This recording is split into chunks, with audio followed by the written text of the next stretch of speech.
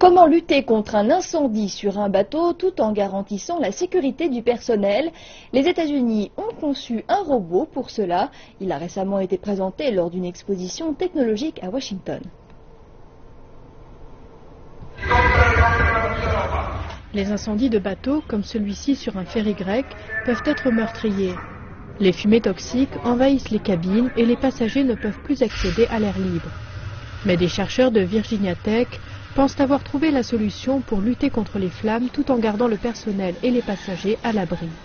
Un robot, fondé par la marine américaine et appelé Saphir, l'acronyme anglais de robot pompier autonome pour bateau, la machine a été présentée à l'exposition des sciences et technologies de la marine du futur à Washington.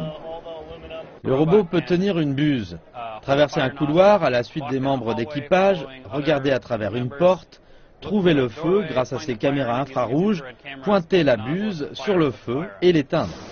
À dimensions humaines, le robot mesure 5 pieds et 10 pouces de haut et pèse 140 livres.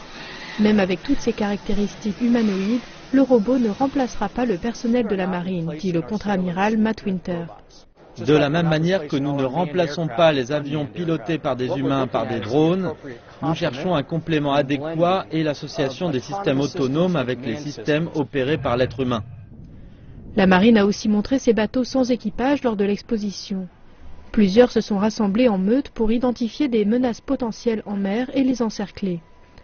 Grâce à des caméras, des capteurs et des équipements radars, le bateau se pilote tout seul, mais perçoit également la position des autres bateaux et coordonne leurs mouvements. Jusqu'à présent, cet exercice n'a enregistré aucun accident. Ils se parlent, ils se séparent, ils ne se rentrent pas dedans. Et il y a des vagues qu'ils ne doivent pas prendre. Et ils se mettent en cercle pour identifier la menace. L'exposition vise à nourrir les partenariats de recherche et renforcer l'avantage technologique de la marine en mer.